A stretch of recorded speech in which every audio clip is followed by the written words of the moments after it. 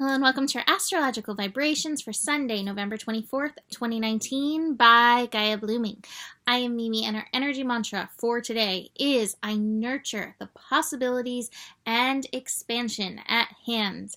And today we have this Venus, Jupiter, Galactic center conjunction happening. And it has very potent energy and has something that I haven't really gone into too much that I want to address. And I pulled this card the other day and have not managed to put it on my Instagram account, but I'm going to read it because I feel like this is so connected to this energy. The other thing that we have going on is we've reached the peak also of this Mars-Uranus energy. Now it's interesting because Venus and Jupiter together, especially in the sign of Sagittarius, that energy could want to party, have fun, pleasure up the wazoo, like so much. And yet this Mars-Uranus energy, that's a challenge, as well as, other challenges in the astro energies, the astro energy fields. So even though we have this one pleasure side, we still have this challenging energy. And I think it's trying to remind us of something. This energy, this Venus and Jupiter energy, galactic center. The galactic center, we really don't know too much about it. We know its size, and we know it's this black hole, and we know that our Milky Way galaxy, actually revolves around it. We know it's bigger than our sun. And then it's like, well, what is in that black hole? What do black holes really do? And we have all these theories, and yet we do not know.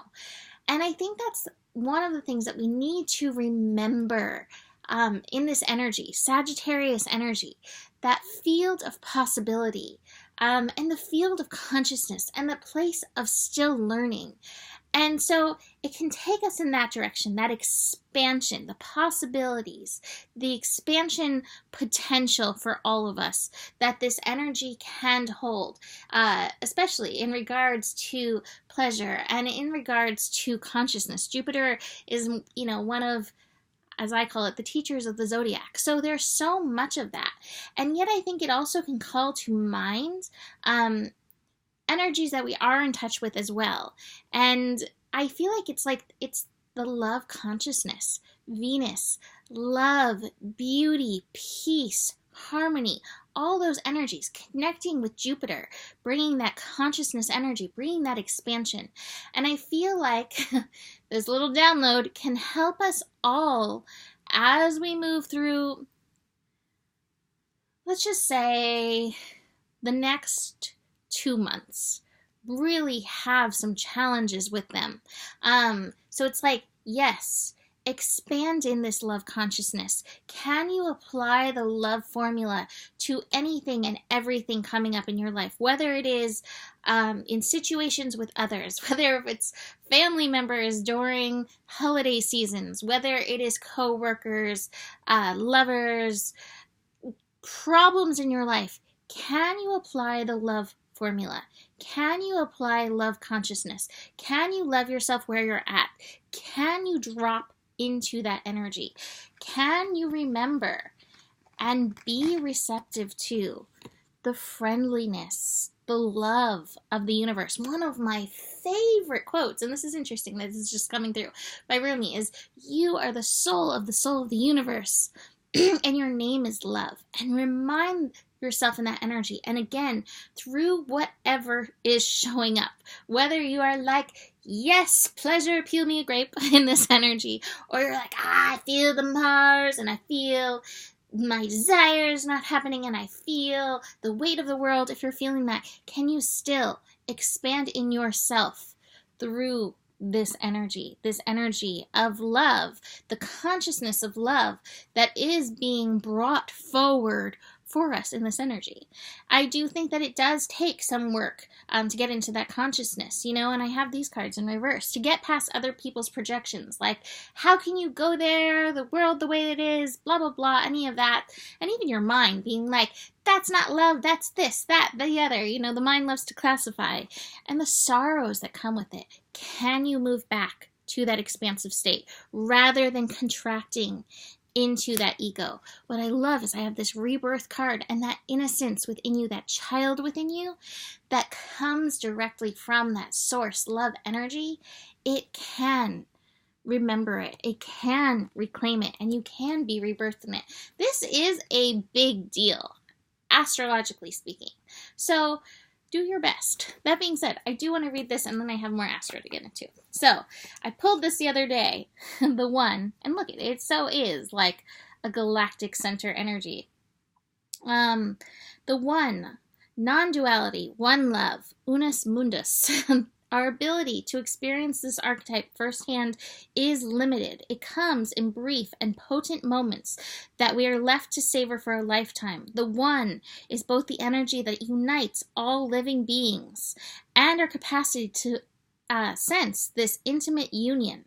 This archetype eludes us most of our lives, appearing as a concept in a distant galaxy. Kind of like the galactic center, right? Yet, when we are in the midst of its power, a solemn reverence falls across all of the land. We glimpse ourselves in the vastness of all consciousness, and are neither small nor large within that field. We are neither important nor unimportant. All duality fades away, and we are left with what is, the precious knowing that life is a gift, and we are both the giver and the receiver of this fortune. This feels so potent in this energy. This Venus, Jupiter, galactic center, it does feel like a gateway to potentialities, potential timelines, good potential timelines, even through this next upcoming astro. But I do feel like we're all being called to raise our game in regards to the love consciousness that we carry, that we expand in. I want to read a few other things in here. The unus mundus is a circle representing the unity of existence. It is possible that the beginning and the end of all things is love. And I've said this as a Sagittarius, like I have this part of me that's like, what is the truth? I want to know the truth. And I keep coming back to the only truth that really is love, is that energy, and everything else, we're all just making our way back home kind of thing. On the other thing, so the one, this archetype, when light, serves, loves, accepts, resonates. I think of the card understanding, which I did not pull, but I think of that card. And I think this world could all use a little bit more understanding.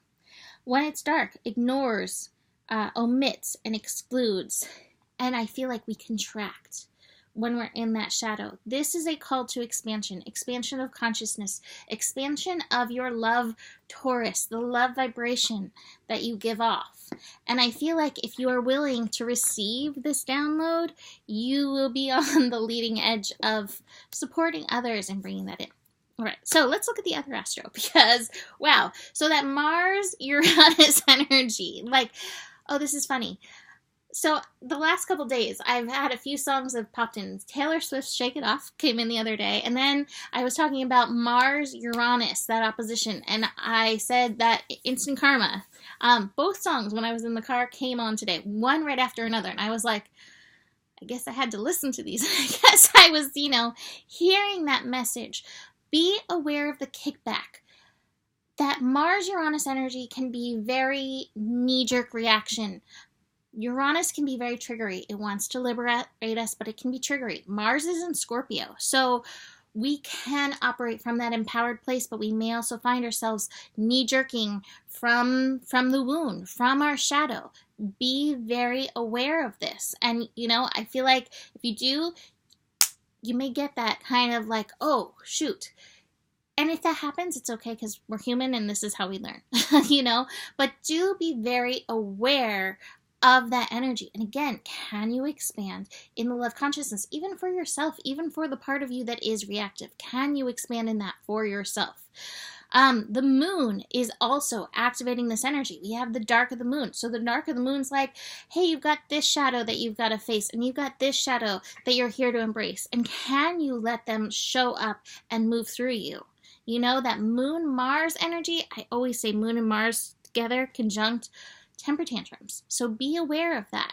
We also have the moon conjunct Mercury. Mercury is direct now, but it's going over these lessons. So again, those shadows, these things that you have worked through over the last, month and a half, that could easily come up. It is at 13 degrees that the moon and Mercury is coming through. 13 degrees, revolution, evolution energy. Moon and Mercury in Scorpio. You may get emotional. Your stories may come up. Can you wrap them in this love consciousness? Can you even be okay with them there and wrap them in that love consciousness? Can you hold, I know it says non-duality, but can you hold the duality of like, oh, the feelings and it is okay and I am love and there is love and love is expanding. Can you hold that energy? I know that you can. All right. So, that is it for today. You can always book a reading with me. Email me, mimiclark@gmail.com for that. 2020 year ahead readings, the eclipse readings for our next eclipse season. We have an eclipse on Christmas. Universe is like, face this stuff. Besides that, moment by moment, keep coming back to what you know. Keep coming back to your love expansion, that love consciousness energy. You do have the power. The power is in you to do this. The better it gets, the better it gets, especially as we can embrace these energies and remember who we are. And a good thing for us all to remember, there's more than enough love in the world for you. And there's no lack of love in the world for you, especially when you do open yourself, oh yes, right there, to receiving it. All right, namaste.